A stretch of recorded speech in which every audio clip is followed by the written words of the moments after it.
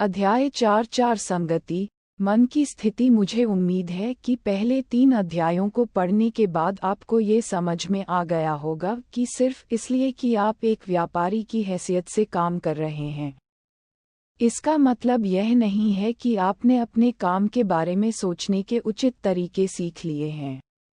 जैसा कि मैंने पहले भी कई बार जोर दिया है, सबसे अच्छे व्यापारियों को बाकियों से अलग करने वाली चीज़ यह नहीं है कि वे क्या करते हैं या कब करते हैं, बल्कि यह है कि वे जो करते हैं उसके बारे में कैसे सोचते हैं और जब वे ऐसा करते हैं तो कैसे सोचते हैं। अगर आपका लक्ष्य एक पेशेवर की तरह व्यापार करना और लगातार विजेता बनना है, तो आपको इस आधार से शुरुआत करनी चाहिए कि समाधान आपके दिमाग में है, न कि बाजार में। संगति एक मन की स्थिति है जिसके मूल में कुछ मौलिक सोच रणनीतियां होती हैं जो व्यापार के लिए अद्वितीय होती हैं। कुछ या अधिक जीतने वाले ट्रेडों का अनुभव लगभग किसी को भी यह विश्वास दिला सकता है कि व्यापार करना आसान है। अपने खुद के अनुभवों को याद करें। उन ट्रेडों के बारे में सोचें जिन्होंने आपके खाते में पैसे की बाढ़ ला दी, जबकि आपने बस खरीदने या बेचने का एक सरल निर्णय लिया था। अब जीतने और बिना किसी प्रयास के पैसे पाने से मिलने वाली अत्यंत सकारात्मक भावना को एक साथ मिलाएं, और यह निष्कर्ष निकालना लगभग असंभव है कि एक व्यापारी के रूप में पैसा कमाना आसान है। लेकिन अगर ऐसा है, अगर ट्रेडिंग इतनी आसान है, तो इसमें महारत हासिल करना इतना मुश्किल क्यों है? इतने सारे व्यापारी अपनी बुद्धि के अंत में क्यों हैं, स्पष्ट विरोधाभास से जूझ रहे हैं? अगर यह सच है कि ट्रेडिंग आसान है, और व्यापारी जानते हैं कि यह आसान है क्योंकि उन्हें इसका सीधा अनुभव है कि यह कितना आसान और सरल है, तो ये कैसे संभव है कि वे बाजारों के बारे में जो कुछ भी सीखा है, उसे बार बार अपने लिए काम में न ला सकें? दूसरे शब्दों में, हम ट्रेडिंग के बारे में जो मानते हैं और समय के साथ हमारे वास्तविक ट्रेडिंग परिणामों के बीच विरोधाभास को कैसे समझाएं? ट्रेडिंग के बारे में सोचना सभी उत्तर इस बात पर निर्भर करते हैं कि आप इसके बारे में कैसे सोचते हैं। विडंबना यह है कि ट्रेडिंग उतनी ही मज़ेदार और सरल हो सकती है जितनी कि कभी कभी आपका अनुभव रहा है। लेकिन इन गुणों का लगातार अनुभव करना आपके दृष्टिकोण, आपकी मान्यताओं, आपके दृष्टिकोण या आपकी मानसिकता पर निर्भर करता है। वह शब्द चुनें जिसके साथ आप सबसे अधिक सहज हों। वे सभी एक ही चीज़ को संदर्भित करते हैं। जीतना और स्थिरता उसी तरह से मन की अवस्थाएं हैं जिस तरह से खुशी, मौज मस्ती और संतुष्टि मन की अवस्थाएं हैं। मन, आपकी मनःस्थिति आपके विश्वासों और दृष्टिकोणों का उपोत्पाद है। आप उचित विश्वासों और दृष्टिकोणों के बिना भी स्थिरता बनाने की कोशिश कर सकते हैं, लेकिन आपके परिणाम इससे अलग नहीं होंगे। जब आप आनंद नहीं ले रहे होते हैं तो खुश रहने की कोशिश करते हैं। जब आप आनंद नहीं ले रहे होते हैं, तो अपने दृष्टिकोण को बदलना बहुत मुश्किल हो सकता है, जहां आप अचानक आनंद लेना शुरू कर देते हैं। बेशक, आपकी स्थिति की परिस्थितियां अचानक इस तरह बदल सकती हैं जिससे आपको खुशी का अनुभव हो, लेकिन तब आपकी मनःस्थिति परिस्थितियों में बाहरी बदलाव का परिणाम होगी, न कि आपके दृष्टिकोण में आंतरिक बदलाव का। यदि आप खुश रहने के लिए बाहरी स्थितियों और परिस्थितियों पर निर्भर हैं, ताकि आप हमेशा आनंद ले सकें, तो ये बेहद असंभव है कि आप लगातार खुशी का अनुभव करेंगे। हालांकि, आप मौज मस्ती करने वाले दृष्टिकोण विकसित करके और, अधिक विशेष रूप से, उन विश्वासों और दृष्टिकोणों को बेअसर करने पर काम करके अपने खुश रहने की संभावना को बहुत बढ़ा सकते हैं जो आपको मौज मस्ती करने या खुद का आनंद लेने से रोकते हैं।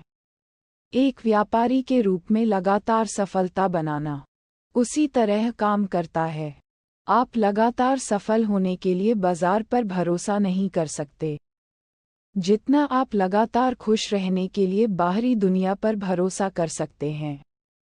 जो लोग वास्तव में खुश हैं उन्हें खुश रहने के लिए कुछ भी करने की ज़रूरत नहीं है। वे खुश लोग हैं जो काम करते हैं। जो व्यापारी लगातार सफल होते हैं वे अपने स्वभाव की अभिव्यक्ति के रूप में लगातार होते हैं। उन्हें लगातार बने रहने की कोशिश करने की ज़रूरत नहीं है। वे लगातार बने रहते हैं। यह एक अमूर्त अंतर की तरह लग सकता है, लेकिन ये बहुत महत्वपूर्ण है कि आप अंतर को समझें।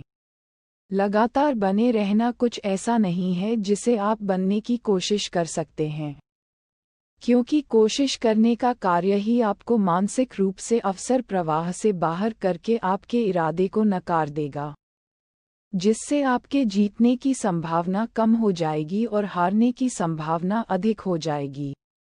आपके सबसे अच्छे ट्रेड आसान और प्रयास रहित थे। आपको उन्हें आसान बनाने की कोशिश नहीं करनी पड़ी। वे आसान थे। कोई संघर्ष नहीं था। आपने वही देखा जो आपको देखने की जरूरत थी, और आपने जो देखा उसके अनुसार काम किया। आप उस पल में थे, अवसर प्रवाह का एक हिस्सा। जब आप प्रवाह में होते हैं, तो आपको प्रयास करने की आवश्यकता नहीं होती है, क्योंकि बाजार के बारे में आप जो कुछ भी जानते हैं वह आपके लिए उपलब्ध है। आपकी जागरूकता से कुछ भी अवरुद्ध या छिपा नहीं है, और आपके कार्य सहज लगते हैं क्योंकि कोई संघर्ष या प्रतिरोध नहीं है। दूसरी ओर, प्रयास करना ये दर्शाता है कि कुछ हद तक प्रतिरोध या संघर्ष है। अन्यथा, आप बस इसे कर रहे होते और इसे करने का प्रयास नहीं करना पड़ता। ये भी दर्शाता है कि आप बाजार से वह पाने की कोशिश कर रहे हैं जो आप चाहते हैं, जबकि इस तरह से सोचना स्वाभाविक लगता है। ये कठिनाइयों से भरा दृष्टिकोण है। सर्वश्रेष्ठ व्यापारी प्रवाह में रहते हैं क्योंकि वे बाजार से कुछ भी पाने की कोशिश नहीं करते हैं। वे बस खुद को उपलब्ध कराते हैं ताकि वे किसी भी समय बाजार की पेशकश का लाभ उठा सकें। दोनों दृष्टिकोणों के बीच एक बड़ा अंतर है। अध्याय 3 में मैंने संक्षेप में बताया कि कैसे हमारे दिमाग शारीरिक और भावनात्मक दर्द दोनों से बचने के लिए तैयार हैं। यदि आप जो चाहते हैं या बाजारों से जो उम्मीद करते हैं उसे पाने की कोशिश करते हुए व्यापार करते हैं, तो क्या होता है जब बाजार उस तरह से व्यवहार नहीं करता है जो आपकी अपेक्षाओं को पूरा करेगा? आपके मानसिक रक्षा तंत्र आप जो चाहते हैं और जो आपको नहीं मिल रहा है, उसके बीच के अंतर की भरपाई करने के लिए काम करते हैं, ताकि आपको कोई भावनात्मक दर्द न हो। हमारे दिमाग को इस तरह से डिज़ाइन किया गया है कि वे धमकी देने वाली सूचनाओं को अपने आप ब्लॉक कर दें या उस सूचना को अस्पष्ट करने का तरीका खोज लें, ताकि हमें उस भावनात्मक परेशानी से बचाया जा सके जो हम स्वाभाविक रूप से तब महसूस करते हैं जब हमें वह नहीं मिलता जो हम चाहते हैं।